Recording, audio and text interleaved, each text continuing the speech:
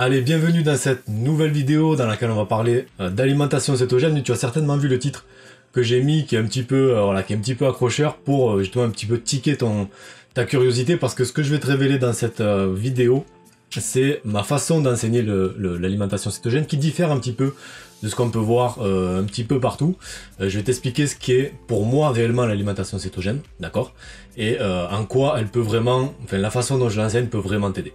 Donc je m'appelle François Bellé, si tu me connais pas, j'ai 39 ans, je suis coach en alimentation cétogène et jeûne intermittent. Et j'aide les personnes qui veulent retrouver une meilleure énergie, qui veulent retrouver une meilleure santé, une meilleure vitalité, et qui veulent perdre un peu de poids à atteindre leurs objectifs grâce à l'alimentation cétogène et au jeûne intermittent. Donc avant de commencer, si ça n'est pas déjà fait, je t'invite simplement à t'abonner à la chaîne YouTube et à activer les notifications. Ça te permettra de rejoindre plusieurs centaines de personnes qui me suivent sur ce magnifique chemin qu'est l'alimentation cétogène et le jeûne intermittent. Et on va commencer sans plus attendre. Alors je voulais te parler d'alimentation cétogène dans cette petite vidéo, ce petit podcast.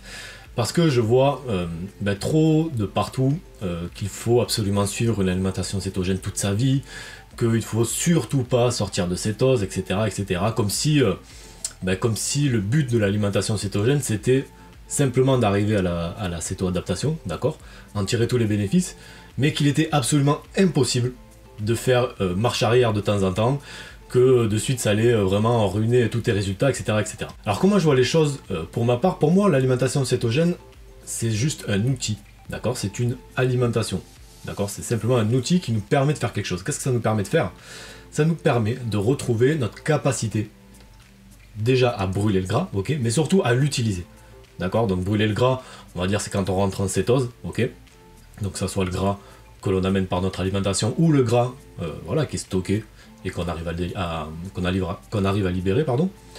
Mais aussi et surtout à l'utiliser. Alors là c'est plutôt la céto-adaptation, donc qui met quelques semaines à quelques mois à arriver à partir du moment où on commence une alimentation cétogène, où là c'est vraiment la capacité de toutes nos cellules à être capables d'utiliser ces cétones pour produire de l'énergie, d'accord, pour te donner de l'énergie, et c'est là vraiment que tous les bienfaits entrent en jeu.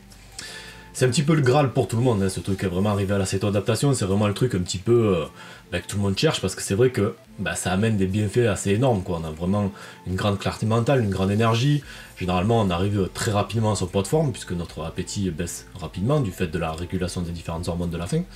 Donc du coup c'est vrai que c'est un petit peu le truc ultime qu'on veut atteindre. Maintenant une fois qu'on y est, je vois passer énormément de choses sur ça, et tout le monde a tendance un petit peu à dire qu'une fois qu'on est céto-adapté, ok, on a atteint ce but-là, mais maintenant il faut rester céto-adapté pendant toute ta vie, et il faut continuer à suivre une alimentation cétogène pendant toute ta vie. Donc plus de possibilités de manger un petit peu plus de glucides de temps en temps, toujours ce petit souci une fois qu'on est invité, d'accord, quand on est invité chez des amis, quand on est invité au restaurant, quand on doit fêter un anniversaire, ou dans notre société, le fait de manger beaucoup de glucides à ce type de repas, c'est un petit peu quelque chose de culturel, d'accord, on est bien d'accord sur ça.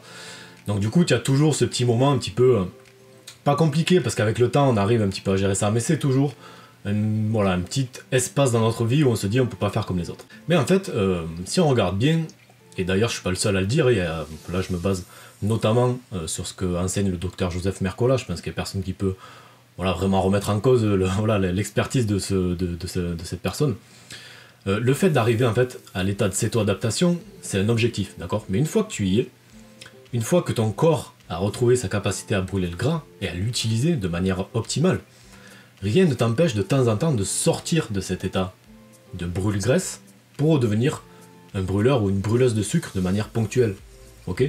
Et quand on y pense, en fait on n'a jamais été fait pour être uniquement des brûleurs de sucre, surtout pas, mais surtout des brûleurs de graisse, d'accord? Ni l'un ni l'autre vraiment à 100%. Alors même si à choisir, je resterai toujours un brûleur de graisse à 100%, parce que vraiment quand on est un brûleur de sucre, on connaît tous les différents problèmes que ça peut générer, que ce soit tant au niveau de l'énergie que sur les différentes maladies inflammatoires qu'on peut développer, etc., etc. Sans parler de la prise de poids bien entendu. Mais le fait d'ajouter de la variété en fait à ton alimentation cétogène, une fois que tu as atteint la céto-adaptation, ça va être même bénéfique pour toi. Donc en fait, faire ce switch entre brûleur de sucre et brûleur de graisse, c'est ni plus ni moins que faire ce que l'être humain a fait pendant des milliers d'années, c'est-à-dire alterner en fait entre des périodes où les aliments riches en sucre, du moins riches en glucides, étaient très peu disponibles, et d'autres périodes pendant lesquelles il était beaucoup. Donc ils alternaient en fait l'état de cétose et l'état de brûleur de sucre. Alors j'aime pas trop ce mot, mais bon, on va l'appeler comme ça, c'est beaucoup plus simple. Et du coup, ce switch métabolique dont je te parle, donc entre brûleur de sucre et brûleur de graisse, c'est ce que l'alimentation cétogène nous permet de faire. D'accord? Une fois que tu as retrouvé cette capacité à brûler le gras, tu peux tout à fait faire ce switch entre ces deux types de carburants, donc le sucre et le gras. L'idée étant d'être, on va dire, à 90% du temps un brûleur de graisse et le reste du temps un brûleur de sucre. Donc concrètement, comment ça peut comment on peut faire dans notre vie de tous les jours?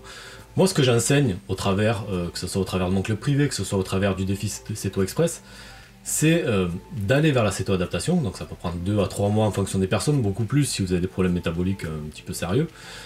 Ce que je leur enseigne, c'est que une fois céto-adaptés, ils peuvent un jour par semaine faire un jour de festin. Un peu comme avec le jeûne. Vous voyez, le jeûne intermittent, on alterne période de famine et période de festin. Mais là, c'est pareil. Il va y avoir un jour où tu vas pouvoir augmenter ta consommation de glucides. Alors, on va rester sur des glucides complets, on va rester sur des glucides de qualité, on va essayer d'éviter tout ce qui est raffiné, etc. Mais on va dire que tu pourras monter facilement ta consommation de glucides entre 100 à 200 grammes cette journée-là. Pas besoin de jeûner, rien. Vraiment, on va un petit peu envoyer quelque chose de différent à notre corps que ce qu'il a l'habitude de faire depuis plusieurs semaines, voire plusieurs mois avec l'alimentation cétogène.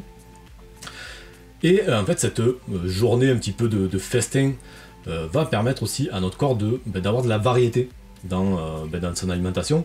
Et ça, je pense que c'est vraiment quelque chose dont l'être humain a besoin réellement, sans compter, sans parler du fait que ça peut aussi vous permettre d'aller, de répondre à des invitations, d'aller au restaurant sans vous poser la question, de vous dire qu'est-ce que je vais bien pouvoir manger, parce que de toute façon je pourrais pas profiter éventuellement un plat avec des glucides qui me plairaient.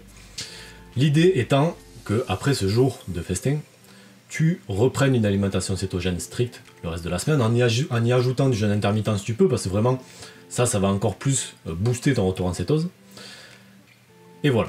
Voilà, vraiment, c'est ça que je voulais te faire passer comme message au travers de cette vidéo, c'est que l'alimentation cétogène, c'est un outil qui te permet de retrouver la capacité que tu avais certainement à ta naissance de utiliser le gras comme énergie. Capacité qu'on a tous perdue en mangeant en fait, des glucides à longueur de journée depuis qu'on est né, hein, en gros c'est ça.